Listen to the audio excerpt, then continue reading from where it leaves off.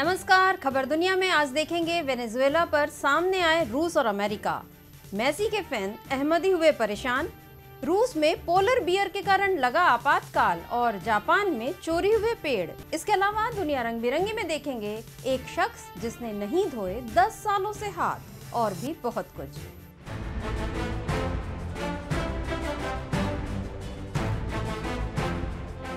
तो सप्ताह भर की चुनिंदा अंतर्राष्ट्रीय खबरों के साथ खबर दुनिया में आपका स्वागत है। मैं हूं सर्वमित्रा। वेनेजुएला में जारी राजनीतिक संघर्ष के कारण हालात बिगड़ रहे हैं। यूरोपीय संघ, यूरोपीय और लैटिन अमेरिकी देश निकोलस मादुरो के खिलाफ हैं, लेकिन उन्हें रूस और चीन का समर्थन हासिल है। ये दोनों देश राष्ट्रपति मादुरो का खुलकर समर्थन कर रहे हैं। ऐसे में वेनेजुएला के मामले को लेकर अमेरिका और रूस आमने सामने आ गए हैं। वेनेजुएला मामले में अमेरिका और रूस के बीच जुबानी जंग छिड़ गई है। रूसी विदेश मंत्री सर्गेई लावरोव ने अपने अमेरिकी समकक्ष माइक पोम्पियो को वेनेजुएला में बल प्रयोग जैसी धमकियों और अमेरिकी हस्तक्षेप के खिलाफ सख्त चेतावनी दी थी, जिसके बाद अमेरिकी राष्ट्रपति डोनाल्ड ट्रंप ने कहा है कि वेनेजुएला में सैन्य हस्तक्षेप का विकल्प खुला हुआ है। ट्रंप के इस बयान को रूसी विदेश मंत्री के बयान की प्रतिक्रिया के रूप में देखा जा रहा है। ट्रंप ने कोलंबिया के राष्ट्रपति इवान डुके के साथ बैठक के बाद यह बात कही। इसके साथ ही ट्रंप ने वेनेजुएला के राष्ट्रपति निकोलस मादुरो को चेतावनी दी है कि अगर मानवीय सहायता को रोका गया तो इसके गंभीर परिणाम होंगे। अमेरिकी राष्ट्रपति ने कहा कि मानवीय सहायता की पहुंच में बाधा डालना मानवता के खिलाफ अपराध है। ट्रंप ने कहा, वेनेजुएला की अधिकांश आबादी के समक्ष भोजन और चिकित्सा जैसे बुनियादी चीजों का अभाव है। लोग भूख से मर रहे हैं। मानवीय सहायता की इनको सख्त जरूरत है। मादुरो इस सहायता को रोककर भयानक गलती कर रहे हैं। आपको बता दें कि यह अमेरिकी मदद कोलंबिया से लगने वाली सीमा से ही लाई जाती है। इधर मादुरो ने यूरोपीय संघ की मदद की पेशकश को यह कहते हुए ठुकरा दिया था कि वेनेजुएला के लोग भिखारी नहीं हैं। उन्होंने कहा कि वेनेजुएला मानवीय मदद के झूठे वादे के झांसे में नहीं आएगा।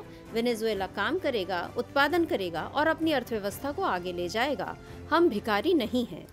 तो वेनेजुएला का मामला कब और कैसे शांत होगा पता नहीं। इधर अफगानिस्तान में शांति बहाली के लिए कोशिशें जारी हैं। तालिबान ने बुधवार को कहा कि उसके वार्ताकार इन दिनों चल रही अफगान शांति वार्ता के हिस्से के तौर पर अगले सप्ताह इस्लामाबाद में होने वाली वार्ता के महत्वपूर्ण दौर में पाकिस्तान के प्रधानमंत्री इमरान खान, वहां के शीर्ष अधिकारियों और अमेरिका के शीर्ष अधिकारियों से मुलाकात करेंगे। हालांकि अमेरिका और पाकिस्तान की ओर से तालिबान की इस घोषणा के बारे में कोई पुष्टि नहीं की गई है।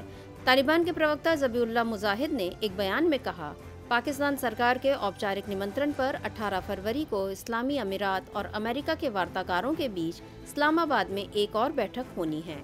बयान में कहा गया कि तालिबान का प्रतिनिधिमंडल प्रधानमंत्री इमरान खान से भी मुलाकात करेगा। मुजाहिद ने कहा, इमरान खान से मुलाकात के दौरान तालिबान पाकिस्तान अफगानिस्तान रिश्तों और अफगान शरणार्थियों तथा कारोबारियों से जुड़े मुद्दों पर व्यापक चर्चा करेगा। आपको बता दें कि तालिबान और अमेरिका अफगानिस्तान में करीब 17 साल से जारी युद्ध को खत्म करने के लिए बातचीत कर रहे हैं। इससे पहले कतर में भी इस मुद्दे को लेकर बातचीत हो चुकी है। अफगानिस्तान में शांति स्थापित होगी तो जीवन भी सामान्य ढर्रे पर आ जाएगा, जिसका वहां की जनता को बेसब्री से इंतजार है और अहमदी जैसे बच्चे खुलकर फुटबॉल खेलने की राह देख रहे हैं। करीब 3 बरस पहले अफगानिस्तान के 7 साल के मुर्तजा अहमदी का एक वीडियो पूरी दुनिया में खूब वायरल हुआ था, जिसमें वो एक नीली सफेद रंग की पॉलीथीन की टी शर्ट पहने फुटबॉल खेलते हुए दिख रहा था। इस टी शर्ट पर कलम से मेसी लिखा गया था। यह टी शर्ट उसके पिता ने पैसे के अभाव में उसका मन रखने के लिए उसे पहनाई थी। वीडियो के वायरल होने का असर था कि इसको अर्जेंटीना के फुटबॉलर लियोन मेसी ने भी देखा। इसके बाद मेसी ने यूएन की मदद से अपने नाम की एक टी शर्ट और फुटबॉल अहमदी तक भिजवाई थी और उस पर साइन भी किए थे। इसके करीब 1 साल बाद कतर में एक फ्रेंडली मैच की शुरुआत से पहले मेसी और अहमदी की मुलाकात मैदान पर हुई और पूरी दुनिया ने उस वक्त मेसी को अपने सबसे बड़े और प्यारे फैन के साथ देखा और इसके लिए दोनों को ढेर सारी बधाई भी दी। लेकिन अब यही छोटा सा बच्चा तालिबान के निशाने पर है और तालिबान के डर के कारण अहमदी इस टी शर्ट को नहीं पहन पाता है। इसके 2 वजहें हैं। पहला यह कि तालिबान खेल के सख्त खिलाफ है और दूसरा यह कि अहमदी मेसी का फैन है। अहमदी का कहना है कि तालिबान फुटबॉल खेलने की इजाज़त नहीं देता है। इतना ही नहीं, वह घर से बाहर भी नहीं जा सकता। अहमदी की मां शफीका भी तालिबान से काफ़ी सहमी हुई हैं। उनका कहना है कि अहमदी उनके निशाने पर है। जिस दिन से अहमदी फेमस हुआ तब से परिवार की मुश्किलें काफ़ी बढ़ गई हैं। डर की वजह से शफीका ने अहमदी को स्कूल जाने से भी रोक दिया है और वह बाहर खेल भी नहीं पाता है। तालिबान के डर से सहमी शफीका ने मेसी से मदद की गुहार लगाई है और वो देश छोड़कर सुरक्षित जगह जाना चाहती हैं। हैं जिससे उनके बेटे अहमदी की जान बच जाए। आपको बता दें कि अहमदी शिया है और हजारा कम्युनिटी से ताल्लुक रखते हैं। तालिबान का सबसे ज्यादा सामना इसी समुदाय को करना पड़ता है। बच्चों को खुलकर खेलने और जीने का अधिकार होना चाहिए, लेकिन अफगानिस्तान में उनका यह अधिकार मारा जा रहा है, वैसे ही जैसे लोगों के मनोरंजन के लिए जानवरों के अधिकारों का हनन किया जा रहा है। फालस्तीन नाम की शेरनी के साथ ऐसा ही हुआ। दक्षिणी गजा पट्टी के रफा पार्क के चिड़ियाघर में लोगों को फालस्तीन नाम की 14 महीने की शेरनी के साथ खेलने का मौका दिया जा रहा है। फालस्तीन के पंजे उखाड़कर हटा दिए गए हैं, लेकिन दांत अभी बाकी हैं। पार्क के मालिक 53 बरस के मोहम्मद जुमा का कहना है, मैं शेरनी की आक्रामकता को कम करने की कोशिश कर रहा हूं ताकि यह बाहरी लोगों के अनुकूल हो सके। खबरों के मुताबिक गजा में व्यावसायिक मुनाफे के लिए जानवरों के साथ ऐसा करना आम बात है। यहाँ कुछ चिड़ियाघर व्यवसाय प्रतिस्पर्धा के लिए ऐसा करते हैं। 2 हफ्ते पहले एक पशु चिकित्सक ने फालस्तीन के हाव भाव और व्यवहार को अच्छे से नोटिस किया ताकि उसे लोगों के पास रहने के लिए पिंजरे से बाहर लाया जा सके। उसके पंजों को काट दिया गया ताकि वो जल्दी न बढ़े और यहाँ पहुँचने वाले बच्चे बड़े सभी उसके साथ खेल सके। आपको बता दें कि गाजा में जानवरों के लिए कोई स्पेशल हॉस्पिटल नहीं है, इसलिए फालस्तीन का ऑपरेशन तमाम सुविधाओं के अभाव में चिड़ियाघर में ही किया गया। हालांकि इस बात से इनकार किया जा रहा है कि यह घटना जानवरों के साथ क्रूरता है, लेकिन शेरों के संरक्षण के लिए काम करने वाले पॉ प्रोजेक्ट नाम के एक एनजीओ का कहना है कि यह घटना पूरी तरह से अमानवीय है। चिड़ियाघर में तो जानवरों के साथ मनमाना व्यवहार इंसान कर लेता है, लेकिन जब जानवर अपने इलाके से बाहर आते हैं तो आपातकाल लग ही जाता है, जैसे रूस में पिछले दिनों हुआ। रूस के नोवा जिमिया द्वीप समूह में पोलर बियर के कारण आपातकाल घोषित कर दिया गया है। दरअसल आर्कटिक महासागर के पास स्थित इस इलाके में पोलर बियर शहर की सड़कों पर नजर आने लगे हैं।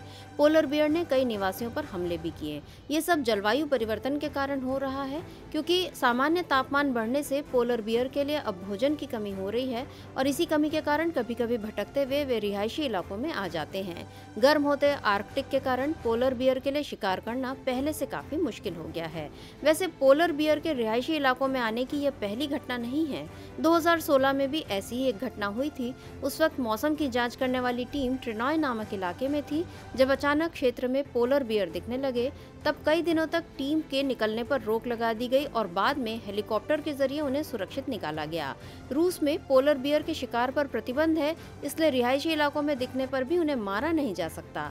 सरकार ने उन्हें शूट करने का लाइसेंस देने से इनकार कर दिया है। फिलहाल इलाके में आपातकाल लगा दिया गया है, लेकिन रेस्क्यू टीम जानवरों को उनके गंतव्य तक पहुंचाने के पूरे इंतजाम कर रही है। प्रकृति से छेड़छाड़ का नतीजा पोलर बियर्स को भुगतना पड़ रहा है और कहीं न कहीं इंसान भी इससे प्रभावित हो रहा है। आदमी पर्यावरण की रक्षा तो नहीं कर रहा, पेड़ों की अंधाधुंध कटाई हो रही है और अब तो चोरी भी होने लगी। देखिए ये रिपोर्ट। जापान की राजधानी टोक्यो के पास सेमेता प्रांत से 7 बोनसाई पेड़ों की चोरी का मामला सामने आया है।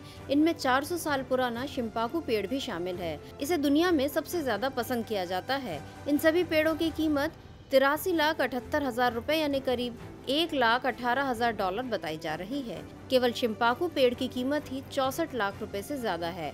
बोनसाई क्षेत्र में काम करने वाली फ्यूमी लिमोरा बताती हैं कि वे इन छोटे छोटे पेड़ों को बच्चों की तरह पालती हैं। उन्होंने चोरों से अपील की है कि वे नियमित रूप से उन्हें पानी देते रहें। उनका कहना है कि बिना पानी के बोनसाई 1 हफ्ते भी नहीं बच पाएंगे। लिमोरा के मुताबिक इन्हें चुराने वाले लोग आम नहीं बल्कि पेशेवर थे। वे जानते थे कि 5,000 हेक्टेयर में लगे 3,000 बोनसाई पेड़ों में से किसे चुराना है। जिन पेड़ों को चुराया गया उनमें 3 छोटे देवदार के पेड़ हैं, जिन्हें गोयोमेटस कहा जाता है। इसके अलावा कम कीमत के 3 शिम्पाकू जुनिपर पेड़ भी हैं, जो बेहद दुर्लभ हैं। और आखिर में एक खबर दुनिया रंग बिरंगी से। खाने से पहले हाथ धो लो, ये शायद सबसे कॉमन इंस्ट्रक्शन है जो दुनिया भर में माँ बाप अपने बच्चों को देते हैं। लेकिन कोई इंसान ये कहे कि उसने 10 सालों से अपने हाथ ही नहीं धोए, तो आप क्या कहेंगे? अमेरिका में फॉक्स न्यूज के होस्ट पीट हेग्सेथ ने ऑन एयर कहा कि उन्होंने 10 सालों से अपने हाथ नहीं धोए हैं क्योंकि जीवाणु जैसी चीजें वास्तव में नहीं होती। हेग्सेथ ने कहा कि वो इन्हें देख नहीं सकते, इसलिए इन पर यकीन भी नहीं करते। उनका कहना है कि संक्रामक सूक्ष्म जीवाणु मौजूद नहीं होते हैं क्योंकि ये नंगी आंखों से नहीं देखे जा सकते। दरअसल पिछले दिनों शो के को होस्ट एड हेनरी और जेडेडिया बिला ने सबके खाने के बाद बचे हुए पिज्जा को खाने को लेकर उनका मजाक उड़ाया। तब हेग्सेथ ने यह कहा कि उन्होंने 10 सालों से हाथ नहीं धोए हैं। हालांकि उन्होंने बाद में इस पर सफाई दी कि उनकी टिप्पणियां मजाक थीं। दरअसल हेग्सेथ का कहना है कि लोग सफाई को लेकर कुछ ज्यादा ही मीन मेक निकालते हैं। हम एक ऐसे समाज में रहते हैं जहां आपके आसपास के लोग अपनी जेबों में हैंड सैनिटाइजर लिए घूमते हैं और वे दिन भर में 19,000 बार इसका इस्तेमाल करते हैं, जैसे कि केवल इससे ही उन लोगों की जान बची रहेगी। इसलिए मैं अपनी देखभाल करता हूँ, लेकिन मैं हर समय किसी चीज के पीछे नहीं पड़ा रहता। सफाई को लेकर हेग्सेथ के विचार तो ईश्वर को मानने या न मानने की तरह हैं कि जो दिखाई नहीं देता उस पर यकीन कैसे करें। खैर, ईश्वर को मानना या न मानना तो हर एक का निजी विचार है, लेकिन सूक्ष्म जीवाणु दिखाई दे न दे, होते तो जरूर हैं। इसलिए सफाई रख के इनसे बचना जरूरी है, तभी दुनिया रंग बिरंगी रहेगी और स्वस्थ भी। तो आज के लिए बस इतना ही। अगले हफ्ते फिर मिलेंगे कुछ और अंतर्राष्ट्रीय खबरों के साथ। तब तक देखते रहिए डीबी लाइव। नमस्कार। हमारे चैनल से जुड़े रहने के लिए YouTube पर टाइप करें डीबी लाइव, सब्सक्राइब बटन को क्लिक करें और बेल आइकन को दबाना न भूलें ताकि खबरें आप तक पहुंचती रहें। देखते रहिए डीबी लाइव, क्योंकि यहाँ हैं खबरें लगातार।